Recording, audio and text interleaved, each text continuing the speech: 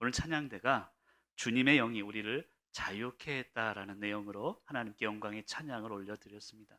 우리 모두는 종입니다. 그러나 우리가 깨달아야 되는 것은 자유를 선물 받은 종이라는 개념입니다. 우리는 종이지만 예수 그리스도 십자가의 은혜로 자유를 선물 받았기에 오늘 우리의 삶을 기쁨으로 살아갈 수 있는 것입니다. 주님의 영이 우리를 자유하게 했음을 믿고 승리하시는 저와 여러분이 되시기를 간절히 축원합니다. 제가 매일 새벽 기도 후에 제 방에 들어가서 이제 제일 먼저 하는 기도가 있습니다. 제 기도를 두 글자로 줄이라고 한다면 한번 따라 하실까요? 알, 순. 지금 따라해야 되나 말아야 되나 지금 저 주저하시는 분이 있는데 저는 그런 기도를 합니다. 알려주십시오. 순종하겠습니다. 그럼 하루를 열면서 제일 먼저 기도하는 게 있습니다. 하나님, 제가 무엇을 오늘 하길 원하십니까? 알려주십시오. 순종하겠습니다. 저는 새벽을 열면서 알순위 기도를 합니다. 짤순위 기도 같은데요. 여러분의 기도도 그런 기도가 되기를 간절히 축원합니다. 근데 목사가 그렇게 기도했으면 하나님이 오늘 오 목사 이쪽에 가라, 아니면 내일은 저쪽에 가서 이렇게 해라 알려주시면 좋잖아요. 그럼 알려주신 대로 순종하면 아무 문제가 없을 겁니다. 그러나 하나님은 아무 음성도 들려주시지 않을 때가 많습니다. 여러분, 그래서 우리의 삶이 힘든 거죠. 우리가 기도한 대로 하나님이 보여주시면 무슨 고민이 있겠습니까? 하지만 대부분의 우리의 삶 속에서는 하나님의 음성은 우리에게 구체적으로 들려주신다거나 보여주시지 않는다는 데 있습니다. 그런데 알려주십시오. 순종하겠습니다. 이 기도의 능력은 다른 데서 나타납니다. 여러분, 이 기도를 하고 나면요, 하루를 살면서 고민하게 됩니다. 오늘 이 일이 하나님이 나에게 원하는 것일까 고민하게 됩니다. 사람을 만나면서 조심하게 됩니다. 오늘도 이 사람을 만나게 한 것이 하나님이 원하시는 것이구나. 그리고 말 한마디도 조심조심하게 됩니다. 그리고 결과적으로는 모든 것에 대한 소중함을 깨닫게 되는 것입니다. 사랑하는 성도 여러분, 기도의 능력은 바로 거기에 있습니다. 내게 주신 삶 속에서 작은 것 하나도 소중히 여기는 마음으로 기도의 능력은 나타난다는 것입니다. 햇살이, 그리고 바람이. 여러분, 어제 오늘 아동부 수련을 하고 있는데 어제 얼마나 더웠는지 몰라요. 아이들하고 잠깐 보면서 물놀이 하는 거 보면서 바람이 휘 지나가는데 얼마나 시원한지 몰라요. 어제 햇볕이 얼마나 뜨거웠는지요. 구름이 살짝 덮이니까 그게 얼마나 감사한지 몰라요. 여러분, 내 주변에 있는, 내 옆에 늘 있어주는 사람이 얼마나 소중한가. 여러분, 이것을 깨닫게 하는 것이 기도의 능력임을 믿으시길 간절히 축원합니다. 화면을 보면서 한번 읽어볼까요? 같이 읽습니다. 결국 기도의 능력은 내게 주신 삶 속에서 작은 것 하나도 소중히 여기는 마음으로 나타납니다. 햇살이, 바람이, 구름 한 점이, 내 옆에 늘 있어주는 사람들이 얼마나 소중한가. 이것을 깨닫게 하는 것이 기도의 능력입니다. 아멘. 기도의 능력을 깨닫고 나면 하루가 아름다워집니다. 여러분, 아름다운 삶이란 무엇일까요? 아름답다라는 단어를 제가 좀 어원을 찾아봤습니다. 첫 번째 어원은요, 나라는 한자가 있습니다. 답다, 즉 나답게 사는 것이 아름다운 것입니다. 하나님이 나를 이 땅에 세우시고 내 가정으로, 교회로, 내 삶의 일터로 나를 세우셨으니 오늘도 나답게 사는 것, 그게 아름다운 삶이라는 뜻입니다. 그 두 번째 어원은요, 아름 플러스 답다에서 나온 말입니다. 그럼 아름드리 나무 아시죠? 아름드리 나무라는 것은 내 품으로 쫙 안을 수 있는 그 나무를 의미합니다. 나 혼자만 아름답게 살아서는 안 됩니다. 서로를 품고 아름드리 마음으로 함께 품을 수 있게 살아가는 것, 그게 아름답다의 의미임을 믿으시길 바랍니다. 세 번째 어원은 암 플러스 답다에서 나왔다라고 이야기를 합니다. 그럼 내가 알고 있는 것, 내가 깨닫게 된 것, 그것대로 살아가는 것이 아름다운 삶이라는 것입니다. 여러분, 분명히 알고 있습니다. 이것을 해야 하는 것, 이것은 하지 말아야 되는 것. 그러나 중요한 것은 우리의 삶 속에서 그것을 실천하지 못하고 알물답게 살아내지 못하니 아름답지 못한 삶임을 오늘 말씀을 통해 깨닫는 저와 여러분이 되시기를 간절히 축원합니다. 오늘 설교의 제목이 아름다운 사람들 원이라는 제목입니다. 여러분, 아름다운 삶이 이제 우리에게 있어야 되는데 그 아름다운 삶이 어떤 삶인지를 오늘 등장하는 사람들을 통해서 깨닫기를 원합니다. 여러분, 아름다워요. 그런데 아름다운데 다릅니다. 여러분 삶을 살다 보면 달라서 힘들어요. 부부관계가 그렇지 않습니까? 그런데 달라서 아름다운 것입니다. 아까 얘기했듯이 나답게 사니 아름답습니다. 그리고 서로를 품으니 아름답습니다. 그리고 하나님이 주신 말씀대로 내가 깨달은 대로 암답게 사니 아름다운 것입니다. 그런 아름다운 삶을 오늘 말씀을 통해 깨달을 수 있기를 간절히 축원합니다. 다른데 아름답다? 그럼 다른데 뭐가 아름다울까요? 다른데 아름답다라는 말은 다르지만 공통점이 있다는 말입니다.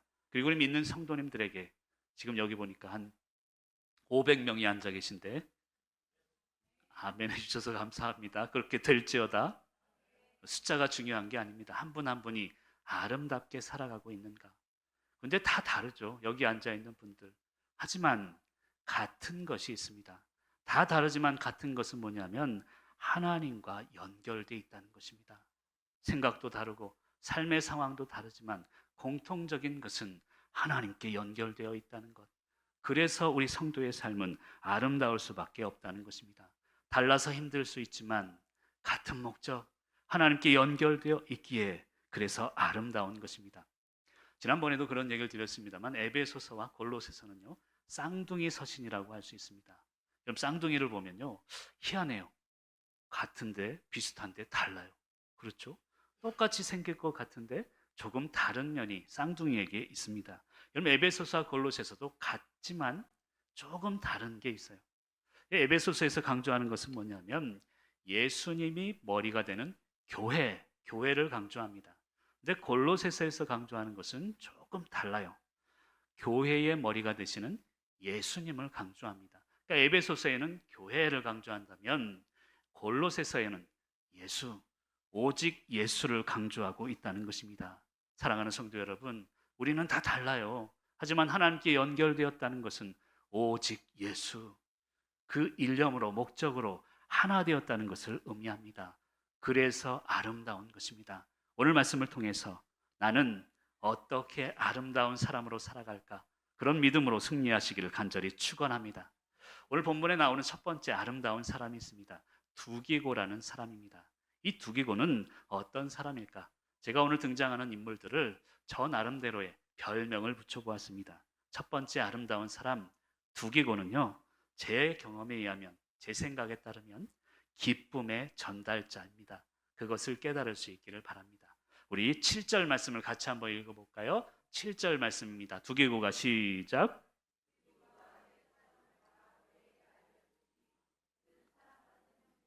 신실한 일꾼이요 주 안에서 함께 종이 된 자니라. 아멘. 여러분 두기고를 저는 그렇게 표현하고 싶어요. 기쁨의 전달자다라고 표현하고 싶습니다.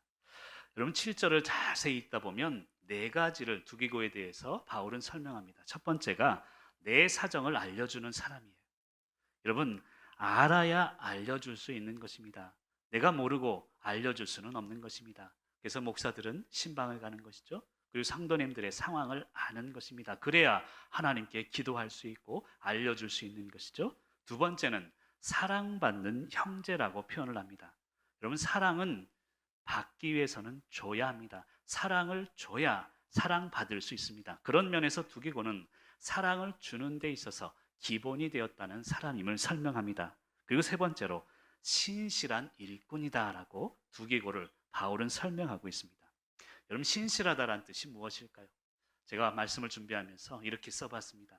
성실하면요 세상 일을 잘 할 수 있습니다. 하지만 신실해야 하나님의 일을 잘 감당할 수 있는 것입니다. 아니 목사님 성실과 신실은 뭐가 달라요? 라고 물어보신다면 저는 간단하게 이렇게 설명하고 싶어요. 성실은 열심히 일하는 것입니다. 신실은 기쁘게 일하는 것입니다. 열심히 일하지만 기쁨이 없으면 그것은 신실하지 않은 것입니다. 진정한 신실함을 통해서 하나님의 일을 감당한 사람이 두기고라는 것입니다. 그리고 마지막 네 번째는 함께 종이 된 자다라고 표현하고 있습니다. 제가 새벽 기도 때도 그런 설명을 드렸습니다. 우리 모두는 종이에요. 그런데 그냥 종이 아닙니다. 자유를 선물 받은 종입니다. 우리 모두는 죄인입니다. 하지만 그냥 죄인이 아닙니다. 십자가의 은혜로 그 죄를 탕감받은 죄인이라는 것입니다. 그래서 지금을 살아갈 수 있고 하나님께 받은 은혜와 기쁨을 전달할 수 있다는 것입니다. 여러분, 두기고라는 이 말의 뜻이 있는데요, 원어로 보면 튀기고스라는 단어를 씁니다. 이 단어의 뜻이 무엇인가 하면 행운의 사람, 생각지도 못한 사람, 그러니까 행운에 생각지도 못한 이러한 뜻이 두기고에 담겨져 있습니다. 여러분, 삶을 살다 보면요, 생각지도 못한 사람이 나를 도와요. 내가 믿었던 사람, 내가 분명히 이 사람은 나를 도와줄 거라고 생각했던 사람은 때로는 배신을 합니다. 그런데 희한하게 생각지도 못했던 두기고와 같은 사람이 나를 돕는다는 것입니다. 사랑하는 성도 여러분, 두기고와 같은 사람이 있습니까? 그러면 행복하고 아름다운 사람입니다. 여러분, 바울에게는 두기고가 있어서 바울은 행복했습니다. 지금 옥에 갇혀 있어서 아무것도 할 수 없지만 두기고에게 얘기하면 다 해줬거든요. 그래서 에베소서, 골로새서, 빌레몬서를 기쁘게 전달한 사람이 바로 두기고라는 사람입니다. 사랑하는 성도 여러분, 이런 사람, 두기고와 같은 사람, 그런 사람을 만들어 가시는 여러분의 인생이 되시길 간절히 축원합니다. 그보다 더 중요한 것은요, 여러분이 두기고가 되는 것입니다. 내가 주님의 일을 위해서라면 그대로, 바울의 뜻 그대로 전달할 수 있는 그런 두기고와 같은 기쁨의 전달자가 되시길 간절히 축원합니다. 여러분, 그 당시에는요, 지금처럼 인터넷이 있는 것도 아닙니다. 편지가 집배원이 있는 것도 아니고요. 그래서 동네에 누가 왔다더라 하면 사람들이 우르르 몰리는 거예요. 무슨 소식을 갖고 왔나. 누군가가 오기만 해도 사람들이 모이는 그런 시대였다는 것입니다. 그런 시대에 기쁨을 가지고 왔으니 얼마나 좋겠습니까? 이런 기쁨의 전달자가 되시기를 간절히 축원합니다. 아마 바울은 그런 생각을 하지 않았을까요? 내가 가는 것보다 더 낫구나. 저는 그런 생각을 바울이 했을 것 같아요. 내가 직접 가는 것보다 내 뜻을 100% 아니 그 이상 전달할 수 있는 기쁨의 전달자가 되시기를 간절히 축원합니다. 그럼 사도행전 20장 4절과 5절에 보면 이런 말씀이 있습니다. 화면을 보면서 두기고와 같이 한번 읽어볼까요? 시작.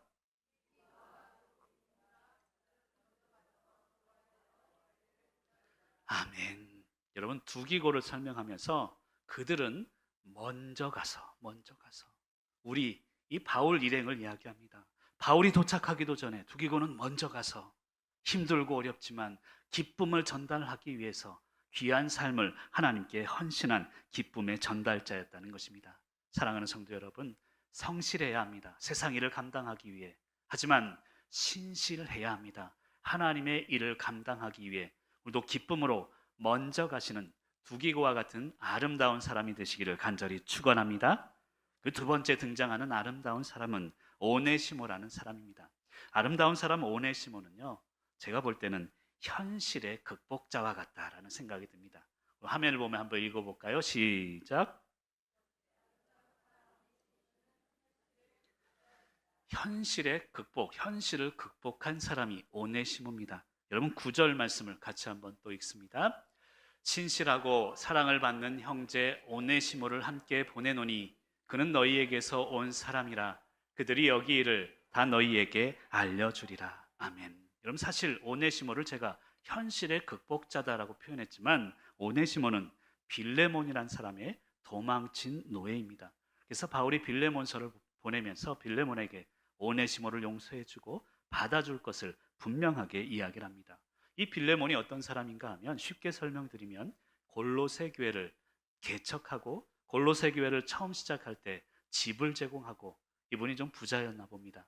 그래서 골로새 교회의 재정적인 부분을 담당하면서 교회를 이끌어간 골로새 교회의 장로님이다라고 할 수 있는 분입니다.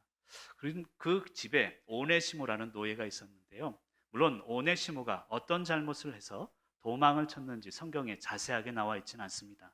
학자들은 아마도 오네시모가 이 빌레몬의 재정을 담당했던 사람으로서 골로새 교회를 세우는데 유익한 일을 감당했지만 재정적인 문제를 일으키고 도망쳤을 것이다 라고 그런 학설이 있습니다. 어찌되었건 이 오네시모는 빌레몬과 함께 골로새 교회를 세우는데 공로를 세웠지만 나중에는 도망친 노예로 알려져 있다는 것입니다.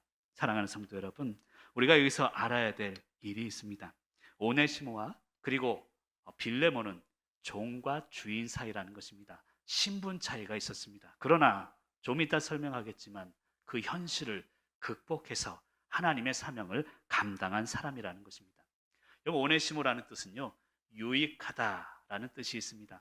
처음에는 유익했습니다. 골로새 교회를 세우는데 빌레몬을 도와서 재정적으로 담당해서 여러 가지 일을 잘 감당했을 것입니다. 그런데 이 믿었던 유익했던 오네시모가 배신을 하게 되고 그리고 빌레몬을 떠나 도망하게 되는 것입니다.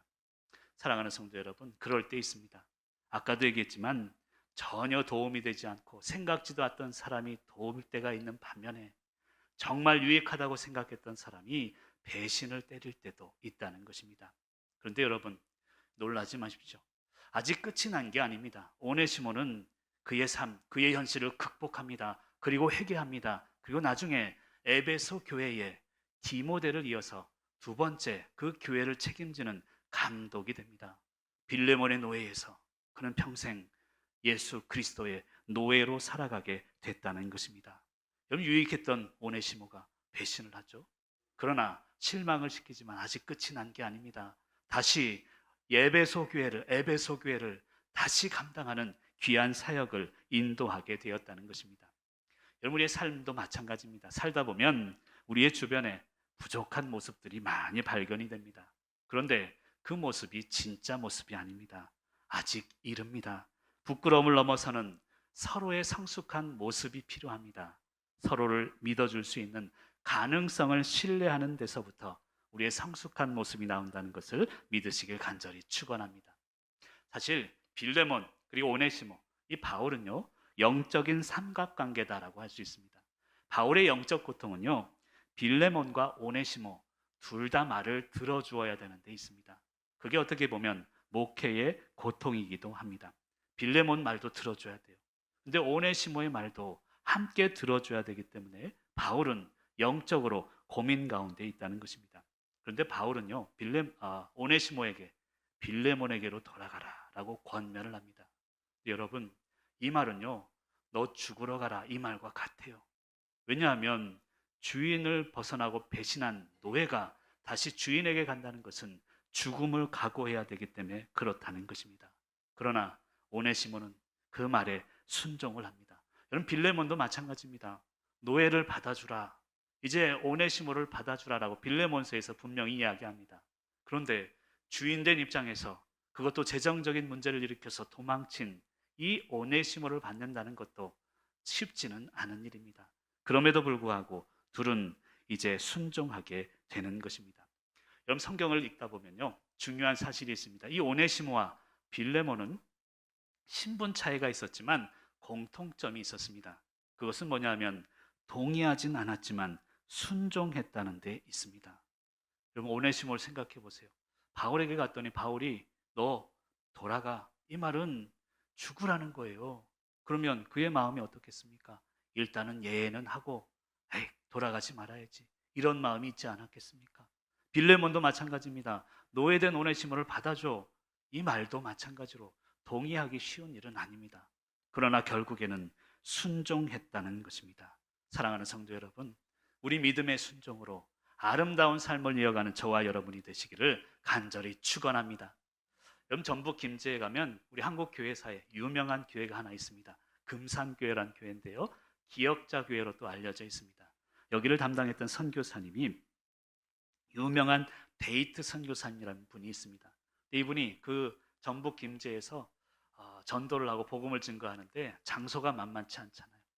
그래서 주막을 중심으로 이제 전도를 하기 시작합니다. 주막이 어떤 곳입니까? 지금으로 치면 술집과 같은 곳이죠. 그 당시만 해도 이제 저녁이 되면 그곳에서 남정네들이 모여서 막걸리 마시면서 이런저런 이야기를 하는 곳이 주막 아닙니까? 이 주막마다 돌아다니면서 이 데이트 선교사님이 복음을 증거합니다. 이 주막마다 열심히 복음 증거하는 것을 주막 주인이 다 보고 감명을 받아요. 그리고 이 주막을 내가 헌물하겠습니다. 그리고 술집에서 시작된 교회가 바로 금산교회입니다. 근데 여기서 끝이지 않습니다. 그 교회에 양반 부자 조덕삼이라는 분이 있습니다. 그런데 희한한 것은 그 집에 머슴, 유명한 목사님이 나중에 되시는데요, 이자익이라는 머슴이 있어요. 양반 조덕삼하고 머슴 이자익하고 같은 금산교회를 다니기 시작합니다. 뭐 그것도 참 희한하지만 감사한 일입니다. 근데 교회가 부흥을 하네요. 그리고 첫 번째 장로님 투표를 하게 됩니다. 한국 교회사에 있어서 유명한 일입니다. 그러면 양반 조덕삼이가 장로가 돼야 되는데 투표를 했더니 이자익이가 된 거예요. 머슴이 장로가 되고 양반은 아무것도 아닙니다. 그러면 여러분, 그 당시의 문화적인 세계관 속에서 이게 받아들여질 일입니까? 근데 조덕삼, 이 양반 조덕삼은요, 이 머슴 이자익을 장로님으로 섬깁니다. 그리고 거기에서 그치지 않습니다. 이 이자익, 이분이 총명하셨대요. 평양신학교에 보냅니다. 학비를 다 댑니다. 그리고 나중에 졸업하고서 그 교회, 금산교회 2대 목사님으로, 담임 목사님으로 부임하게 됩니다. 그때 조덕삼 이제 장로님이 되셨고요. 죽을 때까지 이 머슴 이자익 목사님을 담임 목사님으로 끝까지 섬기면서 한국교회사에 유명한 일화가 있습니다. 그럼 이자익 목사님은 총회장을 3번이나 하신 한국교회 리더십의 대명사로 알려져 있습니다. 제가 이 이야기를 하는 이유가 있습니다. 이 자익 목사님보다도 조덕삼 장로님이 더 크구나. 여러분, 그런 생각이 들어지게 됩니다. 여러분, 한국판 바로 빌레몬과 오네시모가 아닐까요?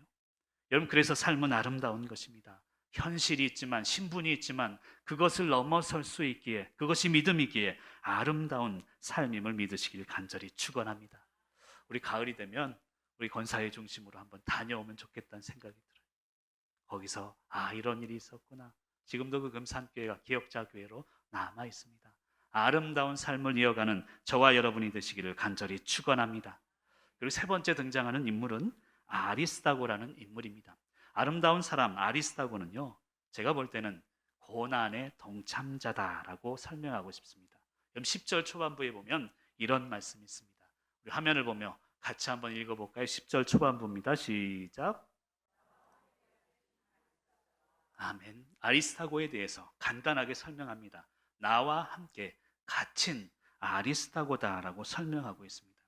여러분, 아리스다고의 이름의 뜻은 뭐냐면 최고다라는 뜻이에요. 그리고 아리스다고는요, 데살로니가 지역 출신으로 알려져 있습니다. 그러니까 데살로니가 지역이다라는 뜻은요, 지금으로 뭐 이렇게 비유하면 좀 죄송합니다만 강남 사람이다 이렇게 표현하는 것과 같다는 거예요. 거기에서도 최고다라는 이름을 가진 아리스다고이기 때문에 그 중에서도 부유한 층에 속한 사람임을 알 수 있습니다. 그런데 그런 사람이, 부유한 층에, 그것도 가장 잘 사는 사람이 바울과 함께 갇힌 삶을 살게 되는 것입니다. 바울이 갇혔을 때, 고난당할 때 아리스다고는 늘 그 옆에 자리를 지켰던 사람입니다. 여러분, 당시 로마 시민권자들에게는요, 행여라도 바울처럼 옥에 갇히게 되면 특권이 하나가 있었다고 합니다. 그게 뭐냐면 노예 중에서 한 사람을 같이 데리고 갈 수 있었대요. 그래서 감옥 안에서도 이것저것을 시킬 수 있었다고 합니다. 그런데 그 노예된 자리에 아리스다고가 바울과 함께 갇히게 됐다는 것입니다. 뿐만이 아닙니다. 고난의 시간에 아리스다고는 늘 바울과 함께 그 곁을 지켰다는 것입니다. 여러분, 아리스다고는요, 사실 특별한 은사가 있는 사람도 아니었습니다. 그저 바울이 고난받을 때 그 옆에 묵묵히 지켰던 사람인 것입니다. 여러분, 그럴 때 있으시죠? 힘들 때 공감해주고 옆에 있어주고 신뢰해주는 사람, 그 사람이 얼마나 큰 힘이 됩니까? 바로 아리스다고는 그런 아름다운 사람이었음을 오늘 말씀은 이야기하고 있습니다. 여러분, 사도행전 19장을 읽다 보면 스게와의 아들, 7 아들 이야기가 나옵니다. 이제 악기 들린 사람을 딱 만나요. 근데 바울이 악기, 귀신 들린 사람들을 다 내쫓거든요. 그래서 이 귀신 들린 사람을 보면서 스게와의 7 아들이 그런 얘기를 합니다. 바울이 전파하는 예수를 의지하여 너희에게 명하노라, 나가라 그래요. 근데 이 귀신이 뭐라고 얘기하냐면 내가 예수도 알고 바울도 아는데 너는 누구냐 그래요. 그러면서 스게와의 이 7 아들이 도망을 칩니다. 그런데 그 일 때문에 마술사들이 회개를 해요. 그러면서 마술책들을 다 태우는데 그게 은 5만이나 됐더라라는 얘기가 사도행전 19장에 나옵니다. 제 이 이야기를 왜 하냐면 이 일 때문에 이제 은장색이란 사람들, 즉 우상을 만드는 사람들이 바울을 죽이려고 해요. 자기들 일이 다 생계가 끊겼거든요. 그래서 바울을 죽이려고 하는데 사도행전 19장 29절과 39절에 보면 이런 말씀이 나옵니다. 같이 한번 읽어볼까요? 온 시내가 요란하여 바울과 같이 다니는 마게도냐 사람 가이오와 아리스타고를 붙들어 일제히 연극장으로 달려 들어가는지라. 자, 거기까지만 일단 보면요. 거기 보면 가이오와 아리스타고란 사람이 바울 대신 잡혀서 들어가요. 여러분, 이 말씀이 이야기하는 것은요, 바울에게 아리스타고가 이야기했을 겁니다. 바울, 당신을 죽이러 옵니다. 피신해 계세요. 그리고 나서 아리스타고가 대신 붙잡혀가는 장면을 이야기합니다. 근데 바울도 바울이에요. 바울이 그 소식을 듣죠. 30절에 보니까 바울이 백성 가운데로 들어가고자 하니 제자들이 말리고, 아리스타고가 자신 대신에 잡혀간 것을 듣습니다. 바울 또한 목숨을 걸고 그를 위해서 그들에게 나가고자 합니다. 물론 제자들이 말려서 끝내 가지는 못하지만 이것이 진정한 아름다운 삶임을 이야기하고 있다는 것입니다.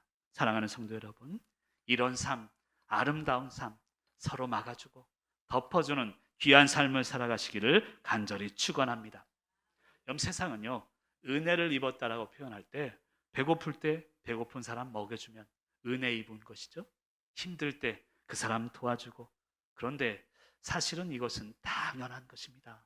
배고플 때 먹여주는 것 당연한 것입니다. 중요한 진리는 당연한 것은 은혜가 아닙니다. 진짜 은혜란 당연한 것을 넘어서는 것을 의미합니다.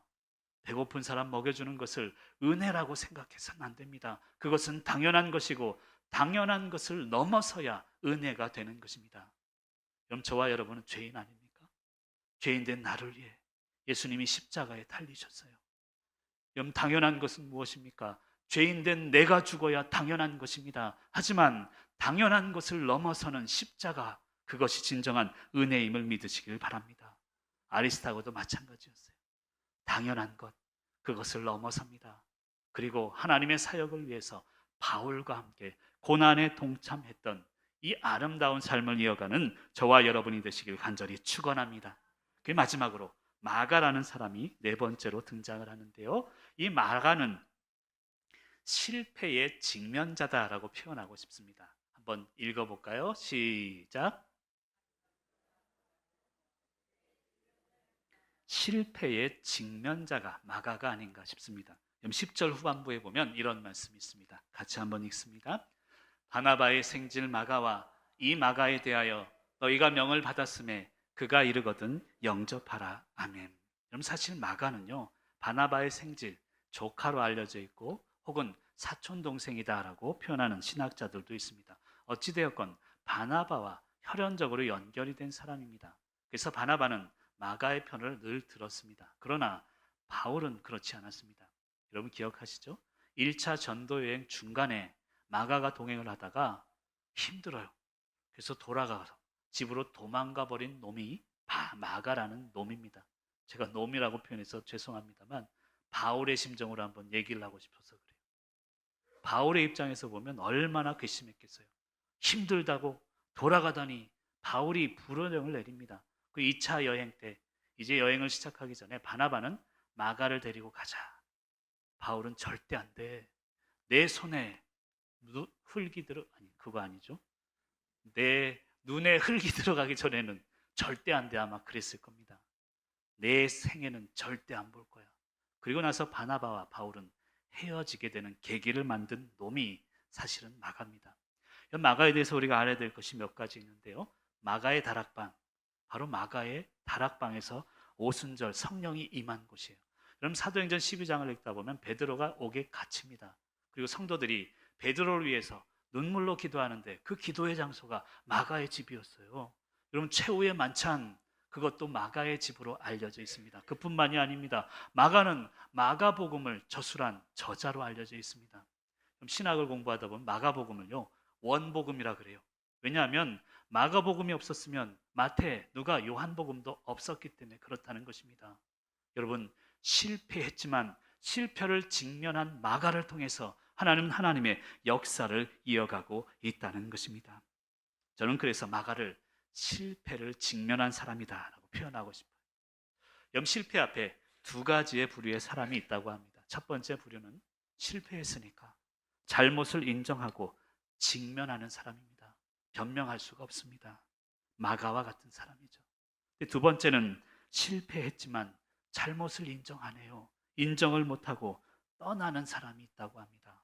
마지막까지 변명하면서. 여러분, 떠난 곳에 남은 사람은 피눈물을 흘려요. 사랑하는 성도 여러분, 마가와 같이 실패를 직면할 수 있어야 되는 것입니다. 여러분, 사실은요, 아파본 사람이 아파본 사람 눈에 보이는 거예요. 여러분, 암에 걸렸던 사람은요, 암에 걸린 사람들 그냥 지나치지 않습니다. 내 아픔을 알기에. 여러분, 억울해 본 사람이 억울한 사람들 마음을 이해하는 것입니다. 실패했던 마가는 실패하고 힘들었던 사람들, 그 사람들의 마음을 품고 사역할 수 있었다는 것입니다. 여러분, 생활의 달인이라는 프로를 가끔 보는데요. 언젠가 여러분 그 빵 이름 아시죠? 치아바타 빵. 우리 여성분들 많이 좋아하시는데 그 빵에 달인이 나왔더라고요. 그 빵에 두 가지가 필수래요. 우유하고 그다음에 계란이 필수래요. 근데 그분은 우유 안 쓴대요. 계란도 안 쓰고 자연 바이오를 시키는데 저보다 더 대단한 사람인 것 같아요. 새벽 2시에 일어난대요. 그리고 가서 그 반죽을 만들고 새벽 내내 아침이 올 때까지. 근데 그분이 원래부터 그걸 해서 성공한 분은 아니더라고요. 그분이 원래 전공한 게 뭐냐면 임상병리학을 전공해서 대기업에 다니다가 잘렸대요. 그래서 뭘 할까 하다가 이것저것 하다가 다 실패를 했는데 그 집에 당뇨병을 앓는 분이 빵을 좋아하는 분이 있어서 그거나 해볼까 하다가 연구 실패를 거듭하고 이제 성공하신 분입니다. 거기에 줄이요, 야, 얼마나 많이 서는지 몰라요. 왜 이야기를 하냐면 여러분, 전문가라는 것은요, 자기 분야에서 최고의 기술을 가진 사람을 의미합니다. 저는 그 생활의 단위를 보면서 그런 생각이 들었어요. 전문가란 자신이 분야에서 온갖 실패를 해본 사람이 아닐까요? 왜냐하면 실패를 통해 최고의 기술을 얻을 수 있기 때문입니다. 마가가 그랬어요. 우리의 생각대로 되지 않는 게 우리 인생입니다. 내 삶입니다. 합격하리라고 생각했는데 떨어집니다. 여러분, 내 생각대로 되지 않습니다. 하지만 실패를 경험했기 때문에 우리는 우리의 삶의 영적인 전문가가 될 수 있음을 믿으시길 간절히 축원합니다. 마가는 바울에게 분명히 실패를 경험케 한 사람이에요. 나쁜 놈입니다. 그런데 나에게 실망을 준 사람이 언젠가는 나에게 큰 힘을 줄 사람이 될 것을 믿으시길 바랍니다. 디모데후서 4장 11절에 보면 바울이 이런 얘기를 해요. 같이 한번 읽어볼까요? 시작.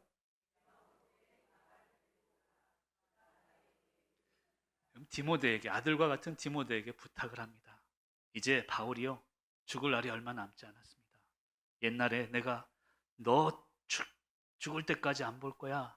눈에 흙이 들어가기 전엔 안 볼 거야. 그렇게 얘기했던 마가가 보고 싶어지는 거예요. 죽기 전에, 야, 그 마가 좀 데리고 와. 마가가 너무 보고 싶어. 여러분, 우리 인생은요, 우리가 넘어진 그곳에서 다시 시작해야 합니다. 한번 따라할까요? 우리가 넘어진 그곳이 새로 시작해야 될 그곳입니다. 그래서 마가는 아름다운 사람이 되었습니다. 실패했지만 실패의 자리에서 도망가지 않습니다. 직면하고 부끄러움을 없애고 그 자리를 지켰다는 것입니다. 여러분, 저는 성경을 연구하면서 성경은요, 인간의 존엄성에 대해 이야기하는 책이다라는 생각이 들어요. 근데 반면에 또 성경은요, 인간 삶의 허무함에 대해서도 이야기하는 그런 책입니다. 그래서 이런 표현을 좀 써봤습니다. 인간은 두 가지 거울을 보고 살아갑니다. 첫 번째 거울은 뭐냐면 존엄성의 거울이 아닐까, 그런 생각이 들어요. 시편 8편 4절에 보면 사람이 무엇이기에, 예전 성경이 더 마음에 와닿습니다. 사람이 무엇이간데, 그럼 제가 무엇이기에 설교하게 만듭니까? 사람이 무엇이간데 하나님이 우리를 생각하십니까? 인자가 무엇이간데 주님이 우리를 돌보십니까? 이것은 인간의 존엄성을 이야기하는 존엄성의 거울입니다. 여러분, 오늘 집에 가셔서 거울을 보면서 야, 내가 무엇이간데, 이런 존엄성의 마음으로 우리 자신을 돌아볼 수 있어야 합니다. 그러나 거기에서 그쳐서는 안 됩니다. 허무함의 거울이 또 있습니다. 창세기 3장 19절에 보면 너는 흙이니. 여러분, 끝 아닙니까? 우리 모두는 흙이라는 거예요. 그것을 생각해야 된다는 것입니다. 왜 이야기를 하냐면 여러분, 이렇게 설명할게요. 소위 잘 나갈 때가 있습니다. 나는 존엄한 존재, 그렇게 생각해서는 안 돼요. 나는 흙이야. 나는 아무것도 아니야. 이런 마음을 잡수셔야 합니다. 내가 잘 나가고 축복을 주실 때는 허무함의 거울을 보고 나는 흙임을 이야기해야 된다는 것입니다. 로마의 개선 장군이 로마에 들어갈 때요, 뒤에 따라가는 사람들이 있었대요. 개선하며 들어가니까 사람들이 막 환호를 합니다. 그때마다 뒤에서 따라가는 사람이 이런 얘기를 합니다. 모든 인간은 죽습니다. 또 가다가 사람들이 막 환호를 해요. 그때 또 이야기를 합니다. 모든 인간은 반드시 죽습니다. 여러분, 이런 허무함의 거울을 볼 수 있어야 합니다. 반대로 살다 보면요, 실패할 때가 많아요. 나는 아무것도 아니야. 나는 아무것도 할 수 없어. 그때 존엄함의 거울을 보셔야 합니다. 내가 무엇이 간데 하나님이 나를 이처럼 사랑해 주실까? 이런 삶을 살아갈 때 진정한 아름다운 사람들이 될 줄 믿습니다. 이제 설교의 결론인데요, 사실 오늘 설교는 저에게 주시는 하나님의 음성입니다. 모든 설교는 설교자가 대상입니다. 그래서 오늘 설교의 결론을 여러분이 저에게 내려주시면 좋겠습니다. 우리 화면을 보면서 저에게 여러분이 설교해 주시길 바랍니다. 시작.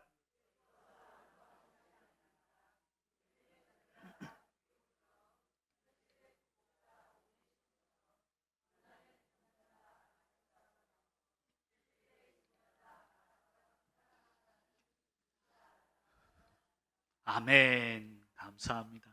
여러분이 저에게 설교해 주셨으니까 저도 이런 아름다운 사람이 될 수 있도록 성도님들과 함께 오늘 말씀처럼 기쁨의 전달자가, 현실의 극복자가, 고난의 동참자가, 또 실패의 직면자가 되셔서 아름다운 삶을 살아가시기를 간절히 축원합니다.